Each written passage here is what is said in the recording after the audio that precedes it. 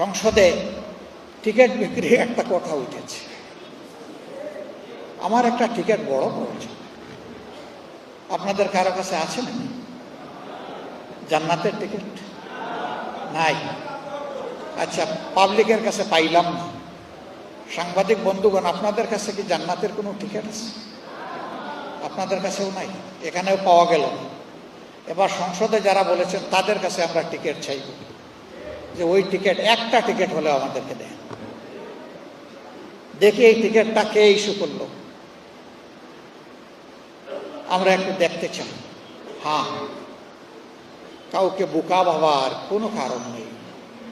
আমি শুধু জ্ঞানী, আমি শুধু চালাক, আর বাকি সমস্ত লোক গবেট, এটা যেন কেউ চিন্তা না করে। যার যার জায়গায় সবাই 3.5 হাত একেবারে কাটায় কাটায়। 200-র বেশি সার্ভিস ও ফিচারে লেনদেনের সব বিকাশ অ্যাপে সম্ভব। এখন মিডিয়ায় ভাসছে কারা কারা জান্নাতের টিকিট বিক্রি করেছে। সংসদে দেখেছেন, আমরা বলেছি এই সংবিধানের সংস্কার চাই, কখনো বলিনি যে এই সংবিধানকে ছুঁড়ে ফেলে দিতে চাই, আমরা কখনো বলিনি। কিন্তু আমাদের নামে মিথ্যা অভিযোগটা হলো আমরা নাকি বলেছি। হ্যাঁ, সব ফায়ার আপনি যাকে টার্গেট করেছেন তার বুকে নাও পড়তে পারে, অনেক সময় ব্যাকফায়ারও করে। এটি ব্যাকফায়ার করেছে, করে নাই?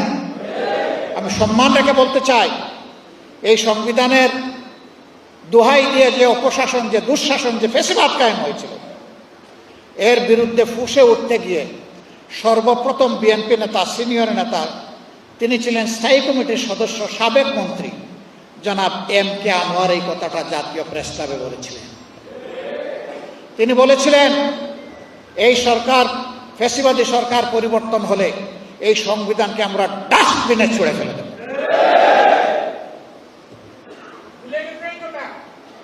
তারপরে আপনারা দেখেছেন, বেগম খালেদা জিয়া নিজেই বলেছেন, জনগণের সরকার প্রতিষ্ঠিত হলে এই সংবিধানকে ছুঁড়ে ফেলে দেওয়া হবে। সংসদে এই কথা বলে যিনি আমাদেরকে লজ্জা দিতে চেয়েছিলেন, তিনি বুঝেন নাই জনগণ জাগ্রত এবং ব্যাকফায়ার। তিনি নিজেও কিন্তু এই কথাটা বলেছেন, আমরা তো বলিনি। এগুলা দিয়ে জনগণকে বিভ্রান্ত করা যাবে না। আমরা কথা বলি দায় এবং দরদ নিয়ে, আমরা কথা বলি দেশপ্রেম নিয়ে।